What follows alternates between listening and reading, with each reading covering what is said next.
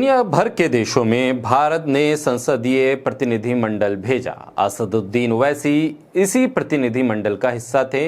उन्होंने सऊदी अरब, Kuwait, Bahrain, Algeria में भारत का पक्ष रखा, पाकिस्तान के आतंक को बेनकाब किया, दुनिया भर को बताया कि कैसे पाकिस्तान आतंकियों की मदद करता है और वो आतंकी हिंदुस्तान में आकर लोगों की हत्या करते हैं।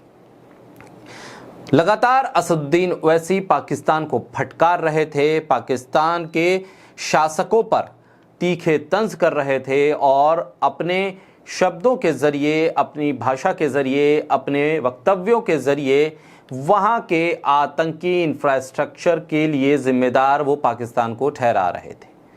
देश के गोदी मीडिया को लगा कि अब ओवैसी तो मोदी करेंगे, उन पर मोदी का रंग चढ़ गया है, वो बीजेपी के करीबी होते जा रहे हैं। वक्फ को लेकर ओवैसी जितने तीखे थे मोदी सरकार पर, उतना ही उनका रंग बदल गया है विदेश दौरों पर। अब ओवैसी भी मोदी करेंगे। शायद भारत का मीडिया यही समझ रहा था। वो समझ रहा था कि अब राहुल गांधी की टांग खींचेंगे ओवैसी और फिर ओवैसी बीजेपी के हर काम को देशभक्ति से जोड़कर उनकी सराहना करेंगे, कहेंगे कि सरकार पे सवाल नहीं उठाना चाहिए, सरकार से सवाल नहीं पूछने चाहिए। यही अरमान, यही भावनाएं लेकर अंजना ओम कश्यप ने असदुद्दीन ओवैसी से एक सवाल कर दिया, लेकिन ओवैसी ने अंजना के सारे अरमानों पर पानी फेर दिया। अंजना ने राहुल गांधी के नरेंद्र सरेंडर वाले बयान पर कमेंट मांगा ओवैसी का, तो अंजना ने सोचा था कि ओवैसी राहुल गांधी को भला बुरा कहेंगे, मोदी के साथ खड़े होंगे, लेकिन ओवैसी हैं। ऐसा जवाब दिया कि अंजना के चेहरे का रंग उतर गया। अंजना को लगा कि ओवैसी राहुल गांधी को निशाना बनाएंगे, इसलिए उन्होंने ओवैसी से एक सटीक सवाल पूछ दिया। ओवैसी ने उल्टा मोदी से सवाल पूछकर अंजना को चौंका दिया। ओवैसी ने सीधा कह दिया कि ऑपरेशन सिंदूर, सीजफायर और पहलगाम पर संसद में सवाल पूछूंगा, छोड़ूंगा नहीं। ओवैसी ने कहा कि हमने सीजफायर का फैसला किया, ये बात हमारे प्रधानमंत्री को बतानी चाहिए थी, जबकि हमें ये बात अमेरिकी राष्ट्रपति के ट्वीट से पता चली।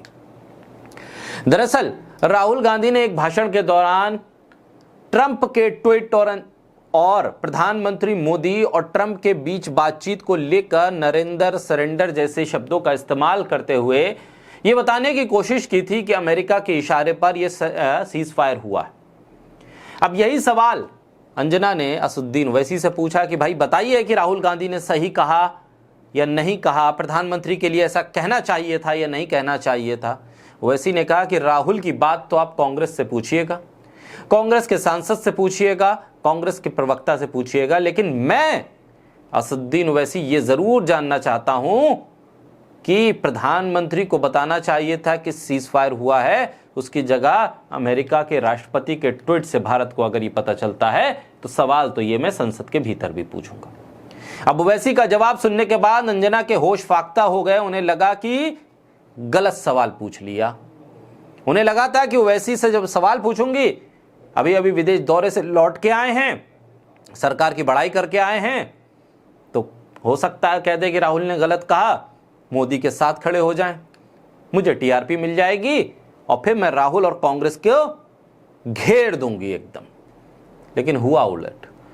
ओवैसी ने यहां सिर्फ ये बात नहीं कही, ओवैसी ने आगे भी कहा कि हमने सीजफायर का फैसला किया, ये बात हमारे प्रधानमंत्री को बतानी चाहिए थी, जबकि अमेरिका का राष्ट्रपति ट्वीट करके बता रहा है। यानी राहुल गांधी की ही बात को ओवैसी ने अपने शब्दों में अंजना के सामने रख दिया।